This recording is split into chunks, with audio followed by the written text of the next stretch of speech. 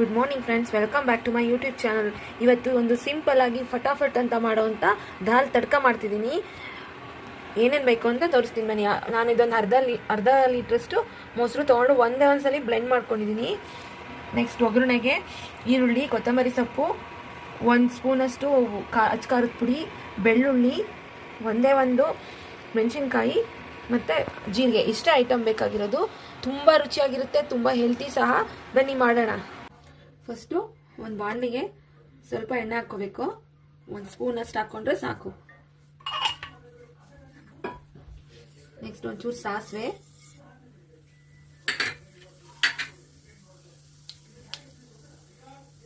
ಒಂದು ಮೆಣಸಿನ್ಕಾಯಿ, 1 ಸ್ಪೂನಷ್ಟು ಜೀರಿಗೆ,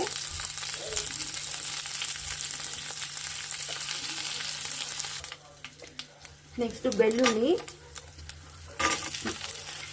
ಈರುಳ್ಳಿ ಸ್ವಲ್ಪ ಎಲ್ಲ ಬಾಡಿಸ್ಕೋಬೇಕು. ಸಣ್ಣ ಉರಿಲಿ ಬಾಡಿಸ್ಕೊಳ್ಳೋಣ. ಬೇಗನೆ ಆಗುತ್ತೆ, 5 ನಿಮಿಷಕ್ಕೆ ಆಗುತ್ತೆ. ನೆಕ್ಸ್ಟ್ ಈರುಳ್ಳಿ ಬಾಡಾದ್ಮೇಲೆ ತೋರಿಸ್ತೀನಿ. ಇದೆಲ್ಲ ಬಾಡಿದೆ.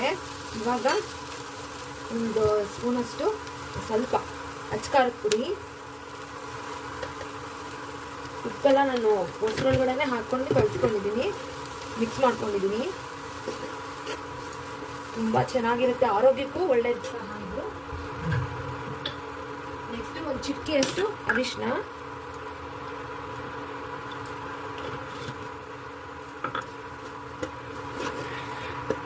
ಇದೆಲ್ಲ ಆಯ್ತು. ಇವಾಗ ಸ್ಟವ್ ಆಫ್ ಮಾಡಿಬಿಡೋಣ ಫಸ್ಟ್. ನೆಕ್ಸ್ಟ್ ಇದಕ್ಕೆ ಮೊಸರು ಸೇರಿಸ್ತೀನಿ. ಮೊಸರು ಒಂದು ಸ್ವಲ್ಪ ಗಟ್ಟಿಗಿದ್ರೆ ಇನ್ನೂ ಚೆನ್ನಾಗಿರುತ್ತೆ.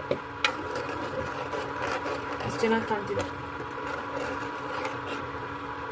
ವಾರಕ್ಕೆ ಒಂದ್ಸರಿನಾದ್ರೂ ಇದನ್ನ ಮಾಡ್ಕೊಳ್ತೀವಿ, ತುಂಬಾ ಒಳ್ಳೇದು ಆರೋಗ್ಯಕ್ಕೆ. ಮನೇಲಿ ಏನಾದರೂ ಸಾರಿ ಇಲ್ಲ ಅಂದಾಗ್ಲೂ ಇದನ್ನ ಬೇಗ ಮಾಡ್ಕೋಬಹುದು. ಹೊರಗಡೆಯಿಂದ ಎಲ್ಲಾದ್ರೂ ಬಂದಾಗ ಮಾಡ್ಕೊಳಕ್ ಆಗಲ್ಲ ಅಂದಾಗ್ಲೂ ಇದನ್ನ ಬೇಗ ಮೊಸರು ಇದ್ರೆ ಸಾಕು ಮಾಡ್ಕೋಬಹುದು. ಇದಕ್ಕೆ ಲಾಸ್ಟ್ಗೆ ಕೊತ್ತಂಬರಿ ಸೊಪ್ಪು ಹಾಕ್ತೀನಿ.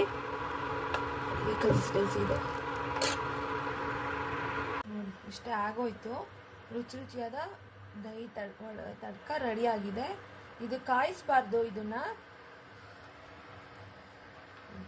ಬಿಸಿ ಬಿಸಿ ಅನ್ನದ ಜೊತೆ ತಿನ್ಬೋದು. ಹಪ್ಪಳ ಒಂದಿದ್ರೆ ತುಂಬ ರುಚಿಯಾಗಿ ಚೆನ್ನಾಗಿ ಹೊಟ್ಟೆ ತುಂಬ ಅನ್ನ ಊಟ ಮಾಡ್ಬೋದು. ನೀವು ಮಾಡಿಕೊಂಡು ಹೇಗಿತ್ತು ಅಂತ ತಿಳಿಸಿ. Thank you for watching my channel. Thank you.